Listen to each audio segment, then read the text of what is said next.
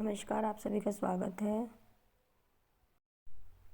मेरे channel let's learn with NCERT, जहाँ पर हम उत्तराखंड का संक्षिप्त परिचय पढ़ रहे हैं और उसके आगे के बारे में जानकारी उसकी। तो आज हम जानेंगे प्रागैतिहासिक काल। इससे पहले मैंने संक्षिप्त परिचय यूट्यूब पे डाल दिया है, आप उस वीडियो को देख सकते हैं। आगे चलते हैं। प्रमुख स्रोत क्या क्या है, यहाँ पे बताया गया कि प्रमुख स्रोत कौन कौन से दिए गए हैं। यहाँ पे प्रमुख स्रोत है आपका गुफा, शैलचित्र, कंकाल, प्रमाण, धातु उपकरण आदि, जिससे हमें कहाँ के बारे में पता चलता है। हमारे उत्तराखंड में कुछ स्थल है, उनकी पुष्टि होती है कि वहाँ पे भी मानव का निवास था। और इसको सबसे पहले किसने इसके जनक किसको बताया गया है? हैनवुड को बताया गया है, हैनवुड ने। और इसको हैनवुड ने सर्वप्रथम कौन से ईयर में? 1856 में देवीधुरा चंपावत से महापाषाण कालीन का पुरावशेषों की खोज की थी। यहाँ तक आपको समझ में आया होगा।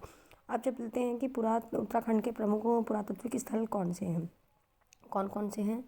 देखिए, एक आपका अल्मोड़ा में कौन कौन सी गुफा है जिससे हमें ये पता चलता है कि वहाँ पे मानव का विकास अभी भी रहा था। ठीक है। अब ये लाखू गुफा, जिससे कि हम लाखू उड्यार भी कहते हैं। इसकी खोज कब की गई थी? इसकी खोज की गई थी 1968 में। खोजकर्ता कौन थे? माहेश्वरी प्रसाद जोशी थे। और अल्मोड़ा के कौन सी जगह पे थे ये था लाखू गुफा? तो ये अलबाड़े चीना के पास दल बैंड पर स्थित है। साक्ष्य इसका क्या, वहाँ पे साक्ष्य क्या क्या मिले हैं? पशु पक्षियों, अकेले या सामूहिक नृत्य करते हुए रंगीन चित्रों की प्राप्ति हुई, जिससे हमें ये पता चला है कि वहाँ पे मानव जाति रहा करती थी। कसार देवी मंदिर कहाँ पे है? अल्मोड़ा में है। ठीक है, ये कब कब क्वेश्चन पूछा जाता है।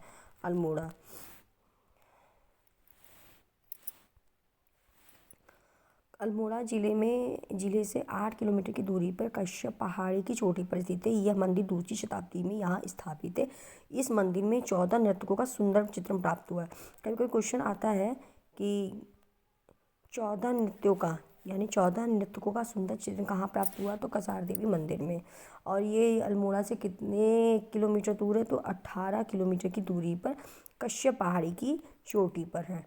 ठीक है, आगे चलते हैं। फल सीमा, ये भी वही है इसकी स्थिति, यानी ये कहाँ पे है? ये भी अल्मोड़ा में है। और यहाँ पे फल सीमा फल सीमा में कौन क्या मिला है? नृत्य मुद्रा मिली है और योग मुद्रा वाली मानव कृतियाँ प्राप्त हुई है। नेक्स्ट क्वेश्चन बन सकता है, नृत्य मुद्रा और योग मुद्रा कहाँ की जो मानव कृतियाँ हैं किस जगह मिली? अल्मोड़ा में किस जगह पर मिली है? तो फल सीमा जगह से प्राप्त हुई है। अब आते हैं कि जाखन देवी मंदिर में पूछा जाता है। जाखन देवी मंदिर ये भी अल्मोड़ा में स्थित है। यहाँ पे किसके निवास की पुष्टि की जाती है? कभी कभी क्वेश्चन आ जाता है कि जाखन देवी मंदिर में किनके निवास स्थान की पुष्टि मिलती है? तो यक्षों की मिलती है। किसकी मिलती है? कौन से मंदिर में? जाखन मंदिर में। किसकी मिलती है? यक्षों की मिलती है। फिर आता है पेटशाल भी आपका अल्मोड़ा में है। ठीक है, अल्मोड़ा में है। ये 1989 में है और इसमें कत्थई रंग की नृत्य मानव कृतियाँ प्राप्त हुई। कौन से रंग की? कत्थई रंग की। अब है लियो थाप में यहाँ पे क्या प्राप्त हुआ है? तो यहाँ पे मानव को शिकार करते हुए हाथों में हाथ डाल के नृत्य करती है। यानी कि एक तो आपका शिकार और आपका दूसरा कि नृत्य। किसका नृत्य? वहाँ पे हाथों में हाथ डालकर जो ग्रुप डांस होता है वो वहाँ पे दिखाया गया है। ठीक है, तो इससे हमें पता चलता है कि लियोथाप है कहाँ? पूछा जाए कि लियोथाप कहाँ पे, तो ये आपका अल्मोड़ा में है। ठीक है, ये क्वेश्चन आपका। अब आता है चमोली में। अभी इससे पहले हमने किसके बारे में पढ़ा है? अल्मोड़ा के बारे में। अब हम पढ़ेंगे ग्वारख्या गुफा में। इसके खोजकर्ता कौन है? इसके खोजकर्ता है राकेश भट्ट। कभी कभी क्वेश्चन आता है कि ग्वारख्या गुफा किसकी खोज है? तो राकेश भट्ट की खोज है। इसकी स्थिति कहाँ है, यानी ये कहाँ पे है? तो ये चमोली जिले के डुगरी गांव में है। डुगरी गांव में क्या है? ग्वारख्या गांव। ठीक है, यहाँ पे क्या क्या साक्ष्य मिला है? यहाँ लोमड़ी, भेड़, बारहसिंगा, मानव के रंगीन चित्र प्राप्त हुए हैं। ठीक है, फिर आता है मलारी गांव में क्या प्राप्त हुआ है? मलारी गांव चमोली जिले की धौली गंगा घाटी में स्थित है। सच इस गांव में नरकंकाल मिट्टी के बर्तन 5.2 किलो सोने का मुखरण, जो कि ये वाली लाइन इंपॉर्टेंट है, कभी कभी पूछा था कि 5.2 किलो सोने का मुखरण कौन से गांव से मिला है, तो ये चमोली जिले की धौलीगंगा घाटी में स्थित है। और ये जगह कहाँ है? चमोली में ही है। ठीक है, नाम क्या गाँव का? मलारी। और काले व धूसर रंग के चित्रित भी ब्रह्मांड के, एक आपका ये और ये इस टाइप से 2 क्वेश्चन आपके बनते हैं कि 5.2 किलो सोने का मुखरण और काले व धूसर रंग के चित्रित ब्रह्मांड कहाँ से प्राप्त हुए? तो मलारी गांव से प्राप्त हुए। और कौन सी जगह है ये? तो ये चमोली है। अभी इससे पहले हमने अल्मोड़ा के बारे में जिक्र किया था, जहाँ लुएथाप था, आपका लाखू उड्यार था, और यहाँ पे क्या है? मलारी गांव है। ठीक है, अब हम आते हैं किमनी गांव में। कहाँ आते हैं? किमनी गांव। ये कहाँ स्थित है? तो ये भी चमोली में स्थित है। कहाँ? चमोली जिले के किसके, कहाँ पे? थलारी के पास स्थित है।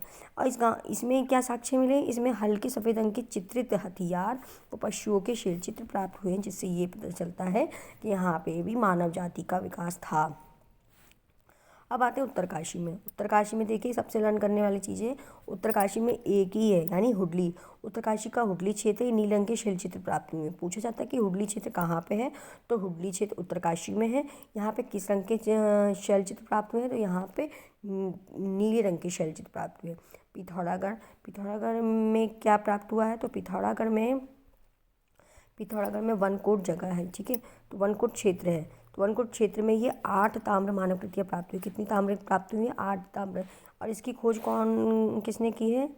सॉरी, इसकी खोज 1889 में हुई थी। यहाँ पे कोई डिटेल नहीं दिया गया कि इसकी खोज किसने की है। ठीक है, फिर भी मैं आपको यहाँ पे ज़रूर बताऊँगी।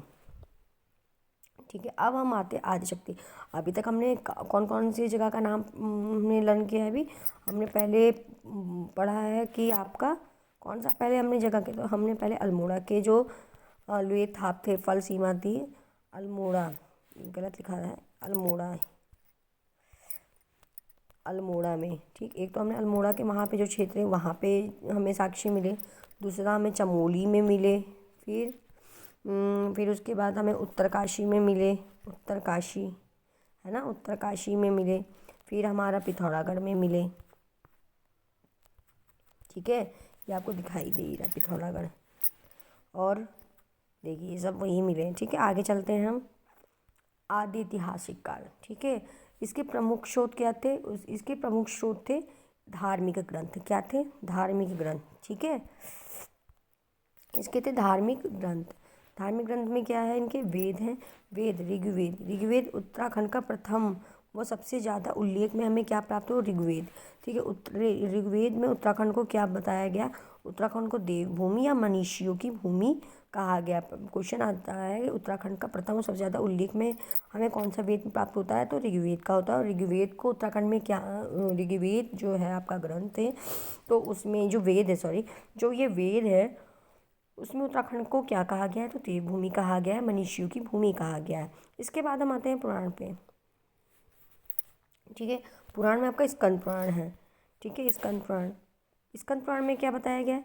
स्कंद पुराण में ये बताया गया है कि इस स्कंद पुराण में हिमालय के 5 खंड, जैसे केदार खंड, मानस खंड, कश्मीर और जालंधर और नेपाल का उल्लेख मिलता है। ठीक है, उत्तराखंड के गढ़वाल क्षेत्र को स्कंद पुराण में केदार खंड, कुमाऊं क्षेत्र को मानस खंड कहा गया है।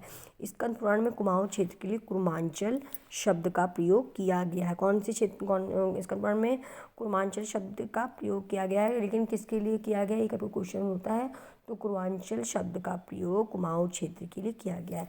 माया क्षेत्र को तो दूसरा नाम क्या है? तो हरिद्वार है, जो कि माया क्षेत्र से हिमालय तक के विस्तृत, यानी कि जो माया क्षेत्र है और हिमालय तक के क्षेत्र, जो विस्तृत क्षेत्र है, उसे केदारखंड क्या कहेंगे? केदारखंड, या जो वर्तमान में हमारा क्या है? गढ़वाल, तो गढ़वाल है। ठीक है, तो इसका क्या है? जगह कहाँ से कहाँ फैला है? ये आपका हरिद्वार से लेके हिमालय तक को, तथा नंदा देवी से कालगिरी तक। कहाँ तक?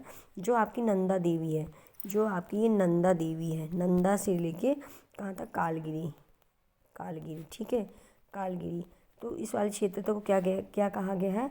कुमाऊं क्षेत्र कहा गया है। नंदा देवी पर्वत इन 2 खंडों का विभाजन रेखा पर स्थित है। फिर है आपका ब्रह्म पुराण और वायु पुराण। ठीक है,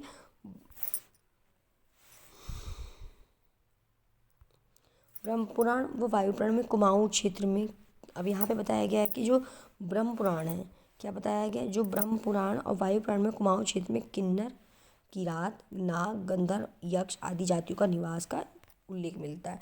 किस पुराण में मिलता है? आपका ब्रह्म पुराण और वायु पुराण में। अब पढ़ते हैं महाभारत के बारे में।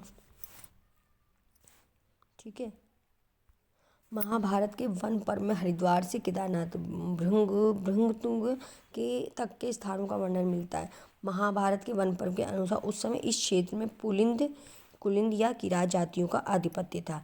क्वेश्चन आता है कि महाभारत के वन पर्व के अनुसार उस समय किन जातियों का आधिपत्य था या किसका शासन होता है, बताइए। तो वहाँ पे क्या होगा? पुलिंद और किरात जातियों का आदि शासन होगा। पुलिंद राजा यानी जो पुलिंद राजा है, पुलिंद राजा सुबाहु की राजधानी श्रीनगर में थी। जो पुलिंद का और किरात जातियों का जब वहाँ पे शासन था, तो जो पुलिंद के जो राजा थे कौन थे? सुबाहु थे। उनकी राजधानी कहाँ थी? श्रीनगर में थी। क्वेश्चन आता है श्रीनगर में किसकी राजधानी? तो सुबाहु की थी। ठीक है, सुबाहु यानी पुलिंद के जो राजा थे सुबाहु, उनकी राजधानी कहाँ थी? श्रीनगर में थी। पुलिंद ने पांडवों की ओर से युद्ध में भाग लिया था। पांडवों की ओर से किसने भाग लिया था? तो पुलिंद ने भाग लिया था। ठीक है, महाभारत के वन पर्व में लोमेश ऋषि के साथ पांडवों के इस क्षेत्र में आने का उल्लेख है। मानता है कि कुंती और द्रौपदी सहित पांडव यहीं से स्वर्गलोक गए थे। यानी क्या मान्यता है कि जो द्रौपदी थी यानी पूरा परिवार यहीं से स्वर्ग की ओर गया था। ठीक है, आते हैं रामायण की तरफ।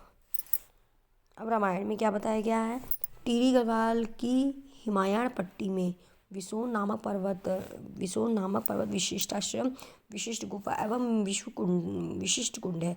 श्री राम के वनवास चले जाने पर विशिष्ट मुनि उनकी पत्नी अनुरति ने यहीं पर निवास किया था। ठीक है, ये लाइन देख लीजिए। फिर यहाँ पे तीसरी लाइन क्या आती है? पौड़ी गढ़वाल क्षेत्र में, ये इंपॉर्टेंट है, शीतोनस्यु नामक स्थान जो कि पृथ्वी जी जो सीता जी हैं पृथ्वी में समाई थी। कहा जाता है कि जहाँ पे सीता जी समाई हैं वो जगह आज भी है, जिसको शीतोनस्यु के नाम से जाना जाता है। और इसी कारण यहाँ पे मनसार का मेला लगता है। मनसार का मेला क्यों लगता है? तो यहाँ पे कभी कभी आ जाता है ये डिटेल में। तो क्यों लगता है? क्योंकि वहाँ पे सीता आ जाता है ऑप्शन में, सीता जी पृथ्वी में समाई या सीता जी को लंका, मतलब इस टाइप से कोई क्वेश्चन बना दिया जाता है अगर एग्जाम वाला पूछे तो। शीतनस्यु नाम आप याद रखेंगे। और यहाँ पे किस उस नाम से जो मेला लगता है उसका नाम क्या है? तो मनसार है। ठीक है, अगला क्वेश्चन है, टिहरी गढ़वाल में तपोवन स्थान पर लक्ष्मण जी की तपस्या की थी। अब यहाँ पे क्वेश्चन नया बनता है कि जो तपोवन पर यहाँ पे टिहरी गढ़वाल में, यानी टिहरी गढ़वाल में जो तपोवन स्थान पर किसने तपस्या की थी? लक्ष्मण जी ने की। या ये क्वेश्चन बनता है तब लक्ष्मण जी ने जिस जगह पे तपस्या की थी उस जगह का नाम क्या है? तो उस जगह का नाम क्या है? तपोवन। देवप्रयाग में भगवान राम का एक मंदिर है और मान्यता के अनुसार श्री राम के अंतिम समय में यहाँ पर तपस्या की थी। ठीक है, रामायण कालीन बाणासुर का भी राज्य गढ़वाल क्षेत्र में इसकी राजधानी ज्योतिषपुर जोशीमठ थी। ये क्वेश्चन है कि आपका रामायण काल में, यानी जब रामायण काल चल रहा था तो वहाँ के किस राज्य का गढ़वाल क्षेत्र में उसकी राजधानी ज्योतिषपुर यानी जोशीमठ थी। ठीक है, अब आते हैं अभिज्ञान शकुंतलम में। यह आपका विज्ञान शकुंतलम है। फिर उसके बाद हम पढ़ेंगे कालची शिलालेख, लाखा मंडल शिलालेख। ठीक है, फिर हमारे यहाँ क्लास कंटिन्यू रहेगा। तो यहाँ पे हमारा ये है कि अभिज्ञान शकुंतलम में, हाँ जी, कि प्राचीन काल में उत्तराखंड में, अब ध्यान से कि जो बद्रिकाश्रम और कण्वाश्रम है दो प्रसिद्ध विद्यापीठ होते थे जहाँ पे विद्या लेने आते थे। ठीक है, तो यहाँ पे कहते हैं कण्वाश्रम जो क्यों जाना जाता है? क्योंकि वहाँ पे दुष्यंत और शकुंतला के प्रेम प्रसंग के बारे में थी और उन्हीं के पुत्र के नाम से हमारे देश का नाम क्या पड़ा? भारत पड़ा। ठीक है, इतना हमें मालूम ही है। फिर कण्वाश्रम में कालिदास ने अपने महाकाव्य, कभी कभी क्वेश्चन आता है कि कौन से आश्रम में महाकाव्य अभिज्ञान शकुंतलम की रचना की गई? तो कण्वाश्रम। या ये हो सकता है तो कालिदास ने जिस आश्रम में महाकाव्य की रचना बताई उसका नाम बताइए। भाई आश्रम का नाम कण्वाश्रम हो गया और महाकाव्य का नाम ज्ञान शकुंतलम हो गया। ठीक है, कण्वाश्रम मालंदी नदी के तट पर स्थित। अब ये कब कभी क्वेश्चन आता है कि कण्वाश्रम जो आश्रम है कहाँ पे स्थित है? तो मालनी नदी पे तट पर स्थित है। वर्तमान में इस स्थान को अब ये जो मालनी नदी है, अब इस स्थान को अब क्या कहा जाने लगा? चौका घाट। क्या कहा जाने लगा? चौका घाट कहा जाने लगा। ठीक है, कालची शिलालेख। अब कालची शिलालेख में क्या है, 257 ईस्वी में सम्राट अशोक को एक अभिलेख कालची में स्थापित करवाया गया था। जो एक अशोक का लिखा कोई एक अभिलेख था उसको कालची में स्थापित करवाया गया था। वो भी कौन सन में था, 257 में। ये फिर से क्वेश्चन होता है कि कौन से सन में अशोक सम्राट ने अभिलेख को कालची में स्थापित किया, तो 257 में। और एक क्वेश्चन ये बनता है कि अभिलेख को किस में स्थापित किया, तो कालची में स्थापित किया अशोक ने अपने जो उसका अभिलेख था, कालची में। कालची देहरादून, अब ये पूछा जाता है कभी कभी, जो कालची देहरादून के उत्तर में टोंस और यमुना नदी के संगम पर थे। यानी कि जो आपका टोंस और ये जो यमुना नदी के क्या है, ये दोनों के संगम, ये जो आपकी टोंस और ये इसी में क्या है उनका कालची है, ठीक है, जिसमें उन्होंने स्थापित किया है। फिर यहीं यह अभिलेख पाली भाषा, अब ये कुछ ये आता है, ये जो अभिलेख है कौन सा अभिलेख है, कालची जो अभिलेख है, अभिलेख था जिसको कालची में करवाया गया था, जो टोंस और यमुना नदी के संगम पर था। तो कौन सी भाषा में है, कौन सी लिपि में, तो पाली और ब्राह्मी लिपि में लिखा गया। इस अभिलेख में अशोक द्वारा ये घोषणा की गई थी कि उसने अपने राज्य में हर स्थान में मनुष्यों और पशुओं के लिए चिकित्सा की व्यवस्था की थी, ठीक है। ये आप पढ़ सकते हो, उसमें 8 की 10 अभिलेख उसने लिखे। इसके साथ इसी अभिलेख में लोगों से हिंसा करने को त्यागने, कहा कि हिंसा को अपनाएं, ठीक है, इस तरह, क्योंकि उसने जब काफ़ी लोगों को मार दिया था तो उसे बाद में बहुत पछतावा, और उसमें कुछ अपने उसने मोरल वैल्यूज़ लिखे और उसको अभिलेख को कालची में लिख के दिया कि जब वो उसके बाद भी वो अभिलेख पढ़ा जाने लगा और उससे लोगों को मैसेज मिलने लगा, ठीक है।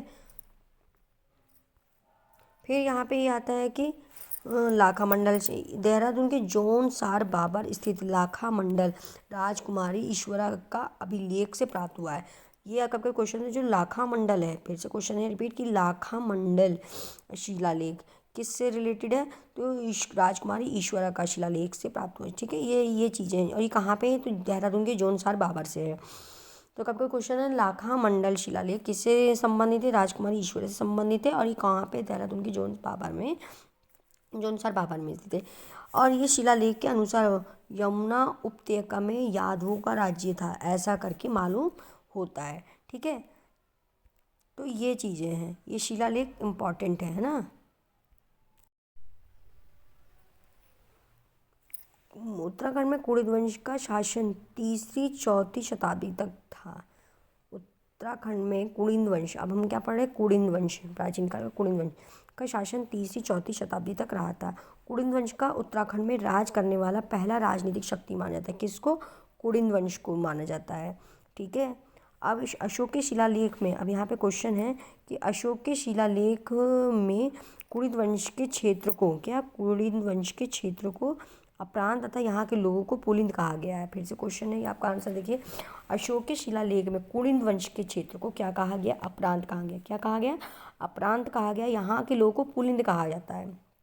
कुड़िद वंश की प्रारंभिक राजधानी क्या थी, कालकूट थी। कुड़िद वंश की प्रारंभिक राजधानी क्या थी, तो कालकूट थी। इस वंश को सबसे प्रतापी और शक्तिशाली राजा अमोघभूति था। इस वंश का, कुड़िद वंश का सबसे प्रतापी शक्तिशाली राजा कौन था, अमोघभूति था, ठीक है। अब यहाँ की मुद्राएं देखें, मुद्राएं कौन कौन सी हैं इसकी, कालीन मुद्राओं में कालक्रम के अनुसार 3 प्रकार की है। पहला है आपका अमोघभूति, अल्मोड़ा और छत्रेश्वर, ठीक है। अब हम पढ़ेंगे अमोघभूति के प्रकार। अमोघभूति के प्रकार क्या है, इसके कौन जो मुद्राएं थी कुड़िद की कौन कौन सी, देखिए 3 प्रकार थी अमोघभूति। मैं आपको लर्न करवाती हूँ। कुड़िद कालीन मुद्राओं उनके कालक्रम के अनुसार 3 प्रकार की मुद्राएं थी। एक आपका अमोघभूति का प्रकार था, दूसरा अल्मोड़ा प्रकार था, तीसरा छत्रेश्वर। फिर से बताइए, अमोघभूति, ठीक है, अल्मोड़ा और तीसरा छत्रेश्वर, ये क्या थी, कुड़िद की मुद्राएं थी, ठीक है। अब इसके प्रकार भाई अमोघभूति में क्या क्या देखा जाता है, अब देखते हैं इसमें क्या है। इसमें ये है कि जो लिपि है ये कौन सी होंगी, ब्राह्मी और खरोष्टी होनी चाहिए, और धातु कौन सा है, तांबा और चांदी है।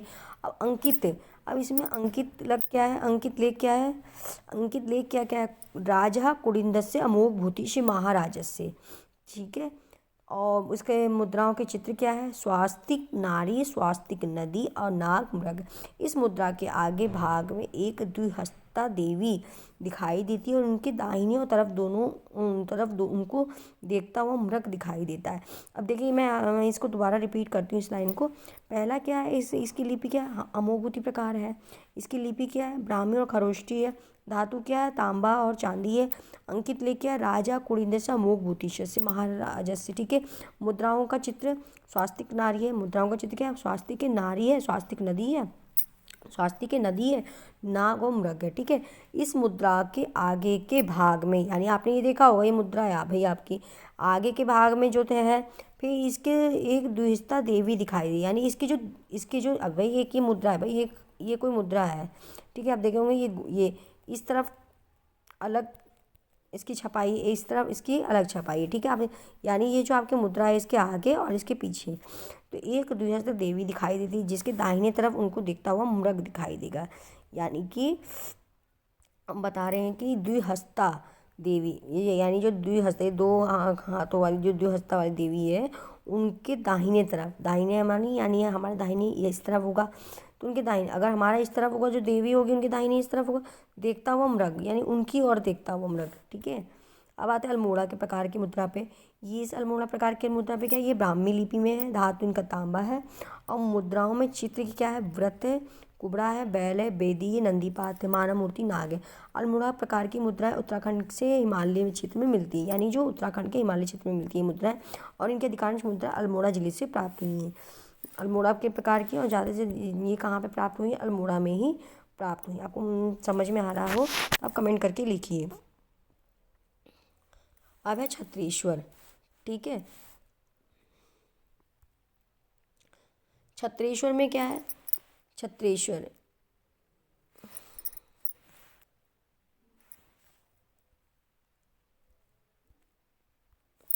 छत्रेश्वर में भी लिपि क्या है, ब्राह्मी, धातु तांबा, लेख भागवत छत्रेश्वर महामना। मुद्राओं में चित्र त्रिशूल धारण किए हुए शिव भगवान। छत्रेश्वर प्रकार की मुद्रा पर कुषाण प्रभाव देखने को मिलता है। छत्रेश्वर प्रकार की मुद्राओं को शिव प्रकार की मुद्रा भी कहा जाता है, शिव की। अब यहाँ पे यानी जो लेख है भागवत छत्रेश्वर महामना के लेख है, और इसमें जो मुद्राओं का चित्र है त्रिशूल धारण की हुई, यानी जो शिव जी हैं उन्होंने त्रिशूल को क्या कर रखा, धारण कर रखा है। ठीक है। अब पढ़ते हैं शक वंश के बारे में। आपको यहाँ पे तो सब समझ में आया होगा।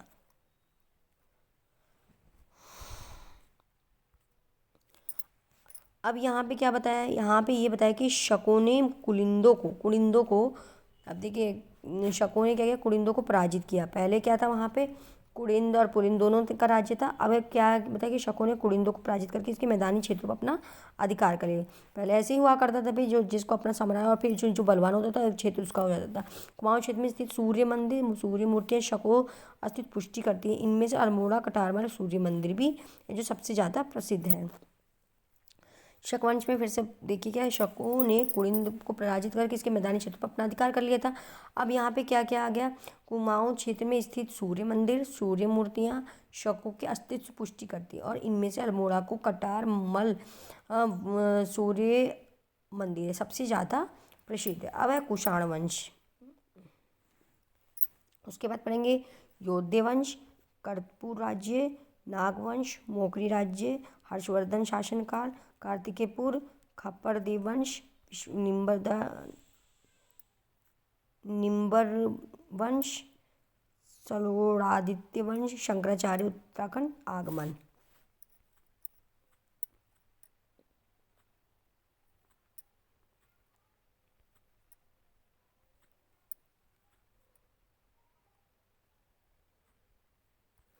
अब है कुषाण वंश। ठीक है।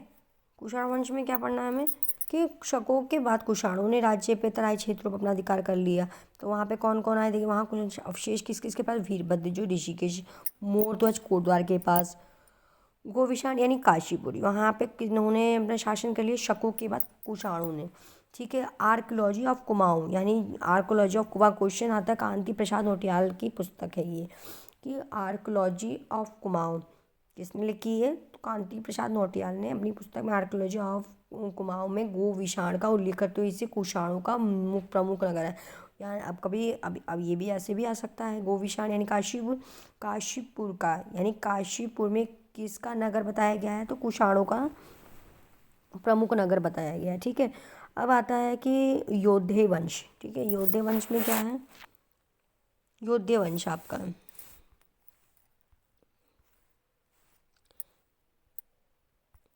यौध्य वंश को कुलिंद वंश के समकालीन माना जाता है। यौध्य वंश की राजधानी जानकारी इस वंश की मुद्राओं से प्राप्त हुई। यानी अब आपको यौध्य जो वंश है उसकी मुद्राओं की कहाँ से प्राप्त होगी? यहीं से, जो जोनसार बाबर देहरादून और कालो डांडा पौड़ी से प्राप्त हुई है। ठीक है, बाड़ावाल विकास नगर देहरादून के पास स्थित है। बाड़ावाल यज्ञ वेदिका का निर्माण राजा शीलवर्मन द्वारा 3वीं सदी में कश्मीरी युग के दौरान कराया गया था। ये देखो, बाड़ वाला यज्ञ वेदिका किसने निर्माण कराया है? तो राजा शीलवर्मन ने कराया है। ठीक है, और यौध्य वंश की जानकारी कि कौन सी मुद्रा से मिली? जौनसार बाबा, जो देहरादून और कालो डांडा पौड़ी से प्राप्त हुई, यहाँ से मिलती है। कुछ इतिहासकार शीलवर्मन को कुलिंद वंश व कुछ यौध्य वंश को मानते हैं। यानी कुछ अपने सबके मत थे। किसने कहा जो शीलवर्मन है वो कुलिंद वंश के हैं, और कुछ ने कहा जो यौध्य हैं वो यहीं के हैं। ठीक है, अब एक कर्तपुर राज्य में क्या बताया गया है? कर्तपुर राज्य में अधिकांश इतिहासकारों के अनुसार कर्तपुर राज्य की स्थापना कुलिंदों के द्वारा की गई। अब यहाँ पे भी कहा है कि कुलिंदों के द्वारा की गई। कर्तपुर राज्य के अंतर्गत रुहेलखंड, हिमाचल प्रदेश, उत्तराखंड का उत्तरी भाग सम्मिलित था तथा राजा जो समुद्रगुप्त की दरबारी कवि हरिशेन द्वारा रचित प्रयाग प्रशस्ति में कर्तपुर राज्य को गुप्त साम्राज्य की उत्तरी सीमा पर स्थित एक अधीन राज्य बताया कि वहाँ उस समय वो उत्तरी सीमा को, मतलब कहने का कि वो गुप्त साम्राज्य की उत्तरी सीमा थी, जो कि कहाँ मिलता है? ये जो हरिशेन कवि था, किसका? समुद्रगुप्त तिवारी का जो हरिशेन कवि था, उन्हीं के द्वारा रचित में। नागवंश, अब हम चलते हैं नागवंश पे। नागवंश है 5वीं शताब्दी में नागों ने कुलिंद राजवंश को हराकर, क्या? कुलिंदों ने राजवंश को हराकर उत्तराखंड में अपना अधिकार स्थापित किया। नागवंश की जानकारी गोपेश्वर त्रिशूल लेख से प्राप्त होती है। गोपेश्वर, क्वेश्चन है कि किस लेख से, जिसमें त्रिशूलधारी शिव है, वो किस लेख से प्राप्त हुआ, या किस वंश में प्राप्त हुआ? आप ये मुझे बताएंगे। गोपेश्वर त्रिशूल लेख से प्राप्त 4 राजा स्कंदनाग, विभुनाग, अंशुनाग और गणपति नाग है। नागवंश के पतन के समय गणपति नाग शासक था, क्योंकि जब इनका शासक कौन था? जब इनका पतन हो रहा हो तो लास्ट शासक किसका बताया गया है इसमें? गणपति को। अब है मोखरी वंश।